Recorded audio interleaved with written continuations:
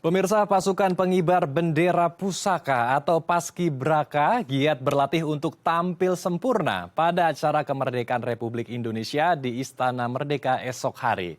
76 pelajar yang terpilih menjadi anggota Paskibraka tidak hanya dilatih secara fisik, namun juga dibina dalam menerapkan karakter Pancasila.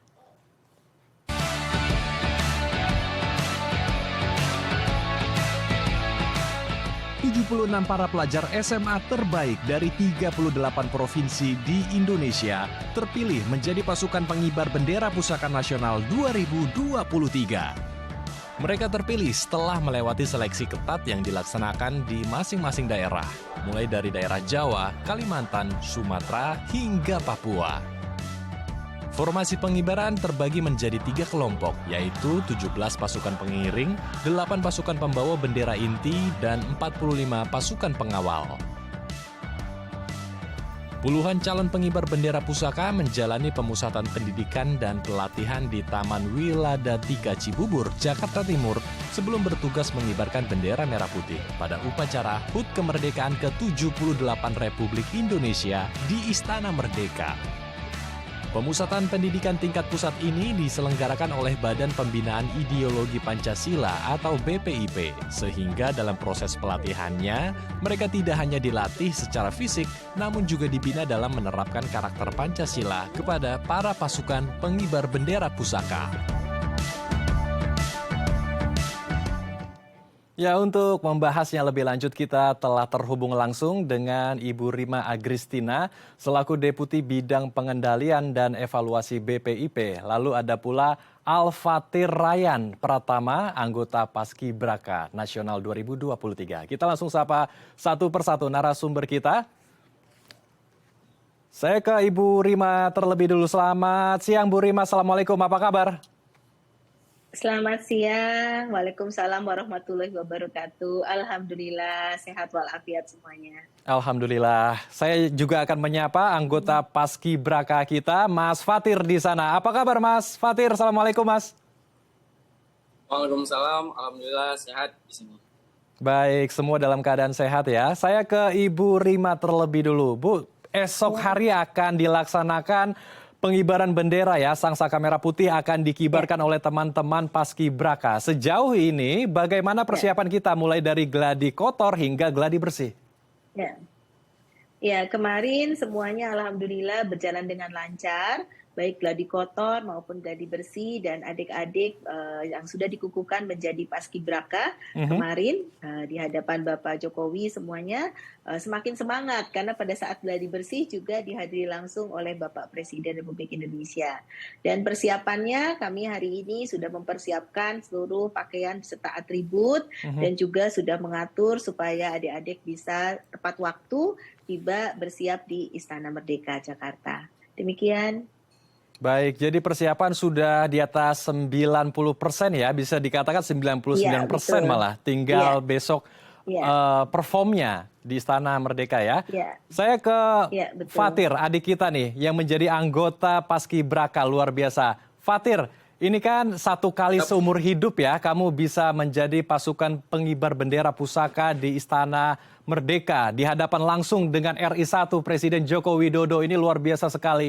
Gimana perasaan kamu terpilih menjadi anggota Paskibraka, Fatir? Saya sangat bangga ya, dan juga saya sangat berterima kasih atas restu dan doa dari orang tua serta keluarga besar, seluruh keluarga besar yang ada di Aceh maupun Banda Aceh. Mengenai persiapan kami di sini, kami sudah melakukan persiapan dari jauh-jauh hari, dari Taman Rekreasi Wilada 3 sampai dengan latihan gabungan dan juga gladi kotor 2 dan juga gladi bersih. Rasanya tuh saat gladi bersih kemarin sangat tidak menyangka karena dihadiri dengan kurang lebih ada 80% petinggi-petinggi negara seperti Bapak Jokowi, Bapak Kapolri, dan juga Bapak Panglima, serta menteri-menteri lainnya. Jadi pada saat kami melaksanakan tugas pada gladi bersih kemarin itu, sangat rasanya tuh kayak gak nyangka karena itu memang benar-benar seperti pelaksanaan waktu itu, dan juga kami melaksanakannya dengan cara yang terbaik dan akan melakukan yang terbaik untuk 17 Agustus nantinya. Demikian. Baik, kalau boleh tahu kamu posisinya di bagian apa? Karena kan pasukan pengibar bendera ini kalau tidak salah dibagi dalam 3 kelompok ya. Kamu di bagian yang mana, Fatir? Untuk posisi saya mendapatkan posisi di pasukan 17, tapi untuk posisi lebih tepatnya itu masih belum diberitahu karena akan dibagi lagi pada saat 17 Agustus besok. Baik.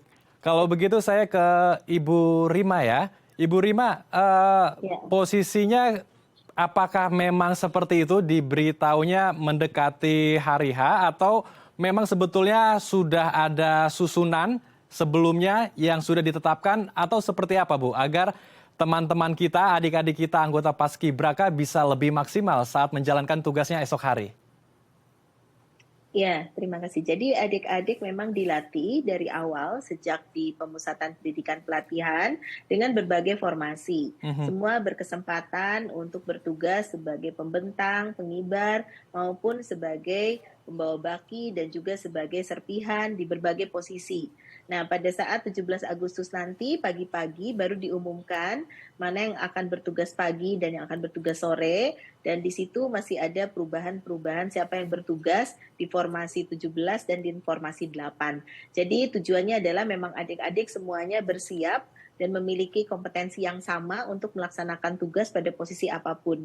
Dan adik-adik ini semuanya sudah menyatukan diri sebagai satu pasukan, sehingga mereka sudah punya kesatuan perasaan ya untuk bisa melaksanakan tugas ini sebaik-baiknya sebagai satu jiwa dan satu kekompakan di dalam melaksanakan tugas. Jadi mereka siap untuk ditugaskan di dalam posisi apapun. Dan memang baru diumumkannya pada 17 pagi dini hari sebelum melakukan persiapan akhir masuk ke daerah persiapan di lapangan Istana Merdeka. Demikian. Oke, jadi ini menjadi sebuah tantangan ya bagi anggota Paskibraka untuk menyatukan frekuensi, menyatukan semangat kepada seluruh pasukan Paskibraka agar di hari H, kapanpun, dimanapun mereka bisa siap sedia menjalankan tugas yang sangat mulia ini ya. Baik, saya ingin beralih sedikit ke masa karantina karena ini kan tidak sebentar mereka di karantina, lebih dari 1 bulan ya. Lalu bagaimana pertanyaannya menjaga kebugaran para anggota Paskibraka? Mereka kalau tidak salah juga berlatih dalam 1 hari ini lebih dari 8 jam. Bu Rima, bagaimana menjaga kebugaran tubuh mereka mulai dari obat-obatan, vitamin, pola tidur, dan makanan-makanan mereka agar esok hari mereka bisa menjalankan tugas mulia ini dengan maksimal, Bu Rima? Ya, mereka dilatih dengan satu kedisiplinan, dengan pengkondisian ya dari sejak mereka datang, diatur dengan pola makan, pola beraktivitas, juga pola beristirahat yang ditata oleh kami para penyelenggara dan pendukung Paskibraka, sehingga menjamin bahwa mereka memperoleh nutrisi yang cukup, kemudian juga stamina-nya baik pada saat melaksanakan tugas. Jadi untuk makanan juga kami ada ahli gizi tersendiri yang memastikan bahwa nutrisi ini diperlukan untuk setiap sesi makan. Dan kemudian juga adik-adik diberikan setiap pagi ada protein ya, baik berupa telur ataupun kacang hijau sebelum mereka melakukan olahraga pagi. Dan pada saat sesi-sesi di luar latihan, kami juga menghadirkan psikolog untuk adik-adik semua juga bisa berkonsultasi, dan juga mereka juga bisa mengadakan sesi dengan para pengasuh atau pamongnya untuk mengatasi berbagai kendala yang dihadapi atau perasaan-perasaan ya ketika melaksanakan keseharian tugas ataupun pelatihan di Taman Rekreasi Wiladatika. Jadi di dalam semua kegiatan kita atur sehingga ada suatu rutinitas kedisiplinan dan kita tingkatkan kualitasnya dengan melibatkan para ahli tadi, dari mulai ahli gizi, psikolog, kalau latihan juga ada fisioterapisnya, dan medisnya juga 24 jam menempel kepada adik-adik sehingga apapun yang dirasakan langsung kita segera bisa tangani, memastikan mereka pada kondisi yang siap untuk berlatih dan siap melaksanakan tugas. Demikian.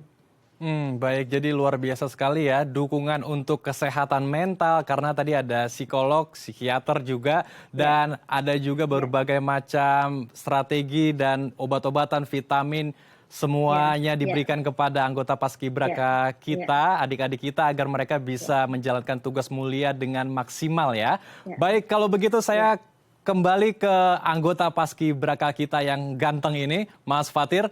Mas Fatir, selama masa karantina lebih dari 1 bulan, kamu di sana tidak diizinkan, tidak diperbolehkan untuk memegang handphone ya, tidak boleh juga menonton TV karena di sana tidak ada televisi juga. Lalu gimana nih saat kamu di tempat karantina agar kamu bisa tetap refresh pikirannya, tidak terbebani karena ini tugas yang betul-betul bebannya berat ya karena ini benar-benar langsung di depan RI 1 menaikkan sangsaka merah putih. Bagaimana agar kamu bisa tetap enjoy juga dalam melakukan tugas mulia kamu esok hari? Karena kan tidak boleh memegang handphone dan menonton televisi. Benar, pada saat karantina kami tidak diberikan semacam handphone, televisi, dan lain-lainnya. Namun di sana kami semuanya bahagia karena pada saat pagi sampai dengan sore hari kami memang berlatih setiap harinya. Namun pada saat malam hari itu kami bersenang-senang semuanya seperti bernyanyi, menari, dan bercerita seperti itu. Dan juga itu dilakukan setiap hari. Dan di sana caranya supaya bahagia gitu ya, yang pertama nggak memikirkan gitu ya, jadi kami menjalani dan juga di sana tidak terasa harinya, jadi hari berjalan cepat, jadi tidak ada rasa-rasa seperti jenuh seperti itu karena kami juga bahagia setiap malamnya kami disuguhi dengan lagu-lagu gitu, menciptakan lagu, yel-yel, dan juga menari bersama gitu. Oke, baik. Jadi di sore atau malam hari ada teman-teman ya yang bisa bermain bersama di sana, bahkan ada icebreaker kecil agar mereka bisa tetap refresh ya. Kamu di sana bersama teman-teman bisa lebih enjoy lagi di tempat karantina sehingga ya besok kita harapkan juga teman-teman Paskibraka bisa lebih maksimal saat menaikkan sangsaka merah putih. Nah, pertanyaannya kira-kira dalam 1 jam selama ini kamu latihan ya, selama 1 hari maksud saya. Dalam 1 hari biasanya berapa jam kamu latihan dan sejauh ini apa saja tantangan, kesulitan, rintangan selama masa di karantina dan jauh tentunya dari keluarga dan orang tua tercinta, Fatir. Tapi ditahan Fatir karena kita akan bahas usai jeda ya. Baik pemirsa jangan kemana-mana karena kami akan kembali sesaat lagi.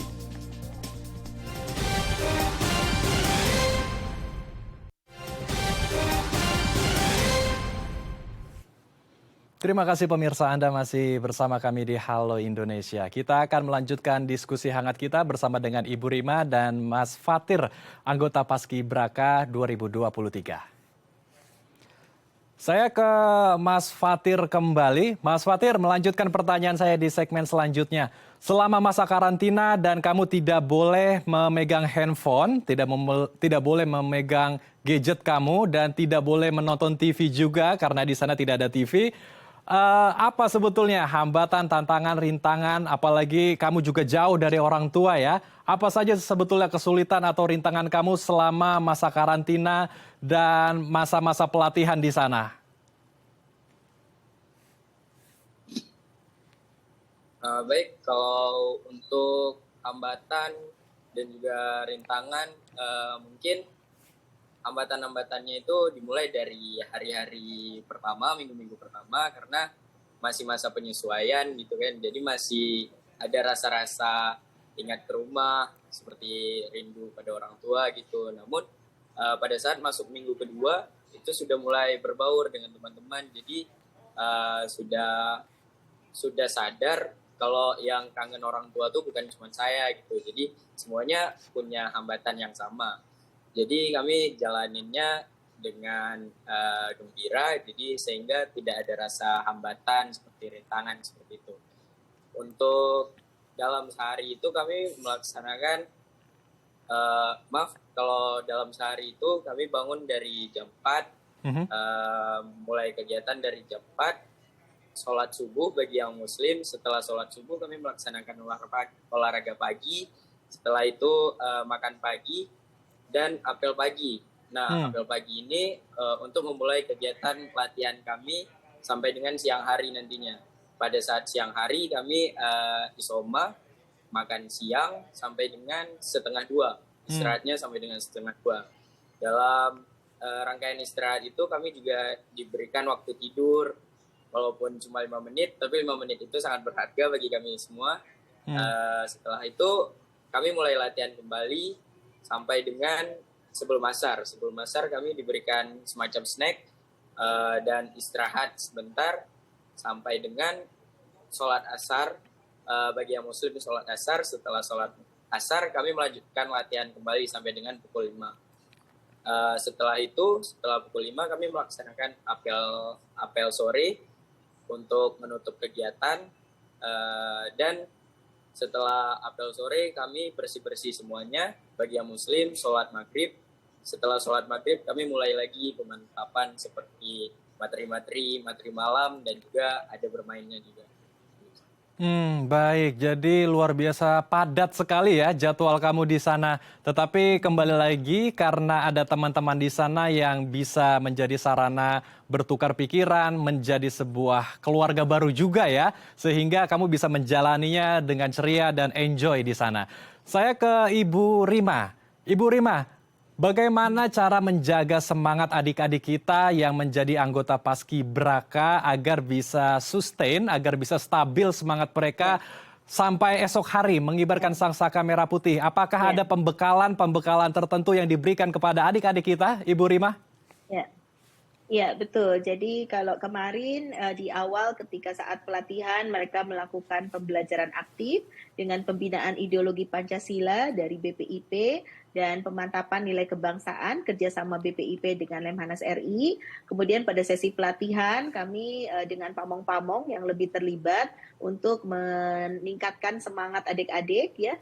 Jadi kami mengecek apakah ada adik-adik yang diam saja atau ada adik-adik yang sedang murung ya. Itu kami yang proaktif menanyakan supaya mereka bisa tetap bersemangat dan juga memahami kegalauan dalam hati ya kalau ada yang sedang pikirannya ingat rumah atau misalnya rindu sama orang tua, itu kami selalu yang proaktif menanyakan kepada mereka supaya mereka tetap fokus ke dalam pelatihan dan juga tugas. Dan sekarang juga pada saat sesi sudah berpindah mendekat ke Istana Merdeka, ini kami semakin menguatkan hati mereka ya supaya tadi jiwa Korsa sebagai pasukannya bisa lebih baik lagi dan saling mendukung satu sama lain. Ada sesi tadi ya terbuka dengan psikolog, apapun yang dirasakan baik kegembiraan maupun kegalauan ataupun ketakutan dan sebagainya itu kami dengan psikolog ataupun ahli-ahli yang terlibat di sana. Juga untuk makanan kami juga mencoba menghadirkan makanan-makanan yang bisa membangkitkan selera mereka sehingga paling tidak mereka bisa rileks dengan acara makan, dan kemudian juga kami siapkan alat musik ya sehingga mereka kalau sedang ingin ada suatu suasana baru mereka bisa bermain musik, bernyanyi dengan semuanya seperti itu. Kami perkenalkan lagu-lagu dan sebagainya. Ada pembekalan sekarang ini juga sedang dilaksanakan protokol ya, table manner. Adik-adik juga bagaimana cara makan dengan aturan makan, resepsi dan sebagainya. Seperti itu. Oke, baik. Jadi berbagai aspek diberikan agar adik-adik kita yang menjadi anggota Paskibraka bisa menjalankan tugas mulianya esok hari.